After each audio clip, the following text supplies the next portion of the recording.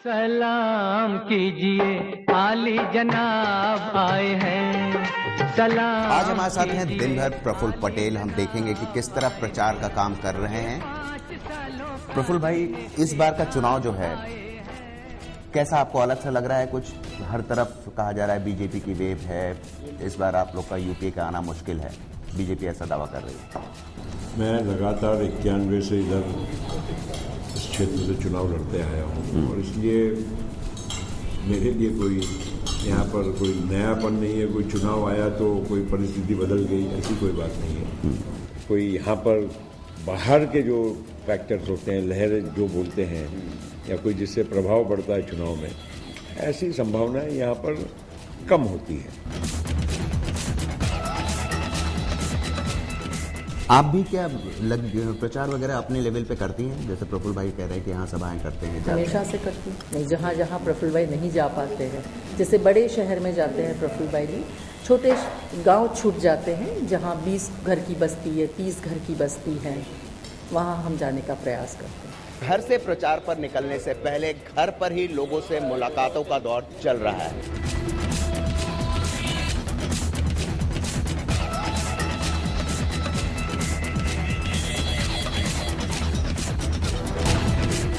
भंडारा की एक गोंदिया कॉन्स्टिट्यूएंसी बड़े कॉन्स्टिट्यूएंसी में से एक मानी जाती है, कम से कम क्षेत्रफल के मामले में। और यहाँ पर प्रफुल्ल पटेल भी जो हैं, दोपहर की वजह से गर्मी है, इसलिए छोटी सभाओं पर ही ज्यादा ध्यान दे रहे हैं।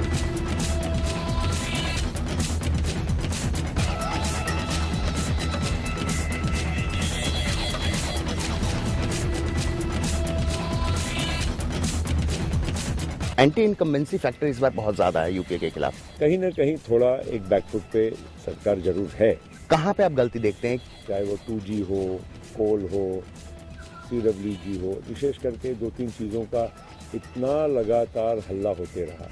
कहीं ना कहीं मैं समझता हूँ कि सरकार की ओर से सही जो एक वक्तव्य या जो उसकी खुलासा या समझाने की बात, ये थोड़ी होनी चाहिए थी, वक्त पे होनी चाहिए। हमेशा बड़े सस्पिशियस उससे देखा जाता है आपकी पार्टी के व्यवहार को। आप कभी जो है बिल्कुल नर्म हो जाते हैं, कभी बड़े गर्म हो जाते हैं।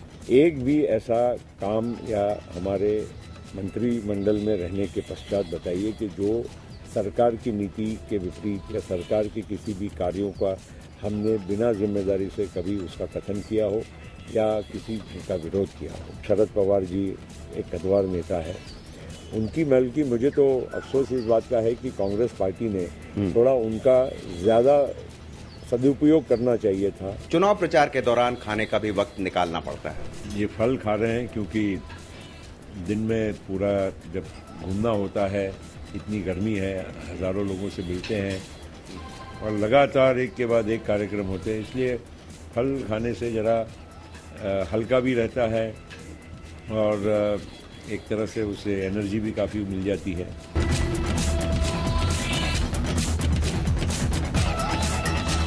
ये तरबूज यहाँ पर सप्रेम भेंट कर रहे हैं। प्रफुल्ल भाई, इसमें क्या खासियत है? ये तरबूज लेके आपको यहाँ पे लोग दे रहे हैं। ये जो तरबूज आप देख रहे हैं, ये यहाँ से सीधा दुबई एक्सपोर्ट होगा।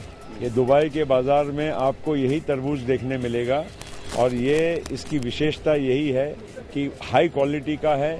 जो चीज़ यहाँ पर अब पैदा हो रही है, ये यहाँ से एक्सपोर्ट भी होती है, तो मतलब हमारे यहाँ का किसान अब आगे प्रगति कर रहा है।